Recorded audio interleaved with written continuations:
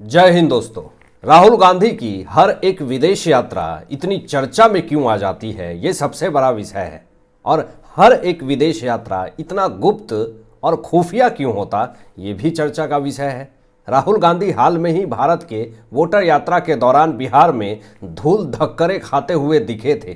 तनाव से मुक्त होने के लिए मलेशिया पहुंच गए। उनकी कुछ फुटेज वायरल हो रही है और ये फोटो तो देखिए सोशल मीडिया पे बहुत तेजी से वायरल हो रही है। लोग पूछ रहे हैं कि आखिर ये कौन है, इसका कनेक्शन क्या है, ये किससे मिलने गए हैं मलेशिया में।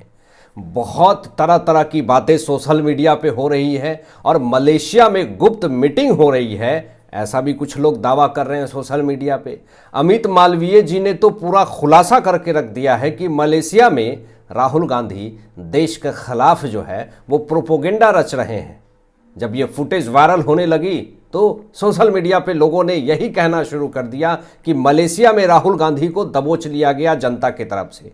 लेकिन मलेशिया में जहां पर रुके उसके आसपास दावा यह भी किया जा रहा सोशल मीडिया पे कि वहां पे सोरोस का बेटा भी है, जाकिर नायक है। वही जाकिर नायक जिसके ऊपर आरोप है कि ये इस्लामिक धर्मगुरु है, भगोरा है, भारत से भगोरा घोषित कर दिया गया इसको। इसके ऊपर जाकिर नायक के ऊपर टेरर लिंक का आरोप है, हेट स्पीच का मामला इसके ऊपर दर्ज है, मनी लॉन्ड्रिंग का केस इसके ऊपर दर्ज है, धन की हेरा फेरी, ब्लैक मनी को व्हाइट मनी बनाने का। तो क्या उन सब से मिलने के लिए राहुल गांधी मलेशिया गए हैं? सोशल मीडिया पे तरह तरह के दावे किए जा रहे हैं, जिस कारण से राहुल गांधी की फिर से एक बार समस्या बढ़ गई है। अब राजीव गांधी फाउंडेशन को नोटिस जारी करने को लेकर के राहुल गांधी पे एक बहुत बड़ी खबर भी आई है, वो भी आपको बताऊंगा। और ओडिशा पुलिस ने एफआईआर मामले में राहुल गांधी के ऊपर एक बहुत बड़ा एक्शन किया है। आपको बता दें दोस्तों, सबसे पहले कि देश में बाढ़ का संकट है, माहौल चारों तरफ खराब है और ऐसे सिचुएशन में राहुल गांधी मलेशिया निकल गए हैं छुट्टी मनाने के लिए। और इसीलिए लोग यही दावा कर रहे हैं कि मलेशिया में राहुल गांधी का गुप्त मीटिंग चल रहा है।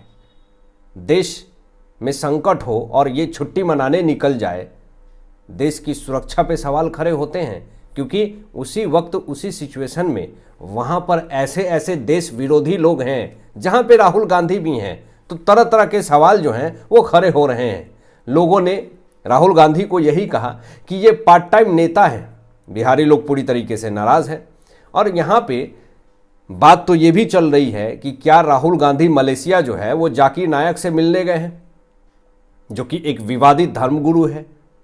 इस पे अभी तक कांग्रेस पार्टी की किसी भी तरीके की कोई भी पुष्टि नहीं आई है। और ये सब तब हो रहा है जब आरजीएफ राजीव गांधी फाउंडेशन के ऊपर विदेशी फंडिंग का आरोप लग रहा है और कानूनी जांच चल रही है। अब इस मामले में राहुल गांधी की एक भी टीका टिप्पणी नहीं आई, कांग्रेस पार्टी की एक भी टीका टिप्पणी नहीं आई है, सुप्रिया श्रीनेत की एक भी टीका टिप्पणी नहीं आई है। तो इससे बहुत बड़े बड़े सवाल खड़े होते हैं कांग्रेस पार्टी के ऊपर। अमित मालवीय जी ने पूरा मलेशिया कनेक्शन राहुल गांधी का खोल करके रख दिया है और इस बार राहुल गांधी फंस गए हैं तगड़े झमेले में। और ऐसा झमेला में फंसे हैं कि इस बार निकल पाना राहुल गांधी के लिए बड़ा मुश्किल हो जाएगा दोस्तों। हमेशा से आरजीएफ राजीव गांधी फाउंडेशन विवादों में रहा है और ये विवादों में इसलिए भी रहा है क्योंकि चीन से विदेशी फंडिंग ज़्यादा मात्रा में मिले हैं। इसका खुलासा भी हुआ है और इसकी जांच भी चल रही है। लेकिन मैं आपको बता दूं कि राजीव गांधी फाउंडेशन के खिलाफ जांच अब तेज कर दी गई है। सरकार और पुलिस कुछ पुराने रिकॉर्ड और विदेशी पैसों की जानकारी मांग रही है कि आरजीएफ राजीव गांधी फाउंडेशन को कितना पैसा मिला, विदेशी फंडिंग कितनी हुई है। और आपको ये बता दे कि सीबीआई ने साफ तौर पे आदेश दिया है कि राजीव गांधी फाउंडेशन के सारे दस्तावेज संभाल करके रखो, खास करके 2025 तक, यानी 1991 से 2025 के बीच में जो भी दस्तावेज हैं आपके, जितना आपने विदेशों से पैसे लिए हैं, उनके सारे सबूत हमें चाहिए। जांच को और तेज बढ़ा दिया गया है। एक तरफ तो राजीव गांधी फाउंडेशन को लेकर के मामला चल ही रहा है, राहुल गांधी की समस्या बढ़ ही रही है। इस बीच में जाकिर नायक का मलेशिया में रहना और सोरोस का बेटा भी वहां उपस्थित होना और उसी बीच में मलेशिया पहुंच जाना राहुल गांधी का, ये संजोग नहीं हो सकता है। दावा कुछ और भी किए जा रहे हैं। ओडिशा पुलिस ने राहुल गांधी के खिलाफ एफआईआर दर्ज की है और उस बयान पर जिसमें उन्होंने भारत को लिंच स्टेट कहा था, इसके बाद से राहुल गांधी की एक और समस्या जो है वो बढ़ गई है। एक तो मलेशिया में गुप्त मीटिंग को लेकर के चर्चा का विषय बना हुआ है राहुल गांधी को लेकर के। दूसरी चीज़ कि भारत के लिंच स्टेट कहने पे भी ओडिशा पुलिस के एफआईआर पे बड़ी कार्रवाई हो गई है राहुल गांधी के ऊपर। और तीसरी कि राजीव गांधी फाउंडेशन को नोटिस जारी किया गया है। इसके बाद तो राहुल गांधी की समस्या और बढ़ गई है। आपको बता दें कि 1991 से अब तक कितना विदेशी चंदा दिया गया है, नोटिस जारी करके ये पूछा गया है कि इसके सारे सबूत हमें चाहिए। और ये भी बताया गया है उस नोटिस में जारी करके राजीव गांधी फाउंडेशन से पूछा गया है कि क्या जाकिर नायक और चीन से पैसे आए हैं, और अगर आए हैं तो कितने पैसे आए हैं, इसका भी खुलासा कीजिए।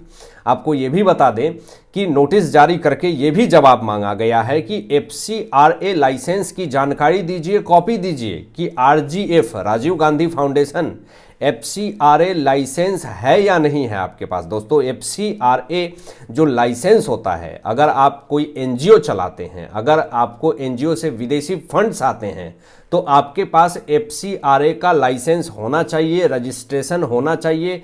उसकी कॉपी जो है नोटिस जारी करके मांगी गई है राजीव गांधी फाउंडेशन की। अगर FCRA का लाइसेंस नहीं दिया गया तो आप समझ जाइए कि टेरर फंडिंग तो कहीं नहीं हुआ है। विदेशी फंड आए हैं मगर इसका डेटा नहीं दिखाना चाहती है राजीव गांधी फाउंडेशन। आजकल लोग NGOs बना करके, ट्रस्ट बना करके मनी लॉन्ड्रिंग कर रहे हैं, टेरर फंडिंग कर रहे हैं। तो ऐसा शक है सरकार को जिस पे जांच चल रही है। आपको बता दें कि 94 करोड़ के ट्रांजैक्शन पे भी सवाल खड़े किए गए हैं, जिसको लेकर के राजीव गांधी फाउंडेशन के अधिकारियों को पूछताछ के लिए बुलाया गया है, जिसमें एक बड़ी समस्या राहुल गांधी के लिए खड़ा हो सकती है। आपको बता दूं मैं कि राहुल गांधी फाउंडेशन को इसलिए नोटिस भेजा गया है क्योंकि जांच में पता चला है कि राजीव गांधी फाउंडेशन को 97.5% विदेशी चंदा जो है वो चीन से मिला है। ये मामला विदेशी फंडिंग और सुरक्षा नियमों के उल्लंघन से जुड़ा हुआ है। अब आपको बता दें कि आखिर नोटिस जारी कहां से की गई।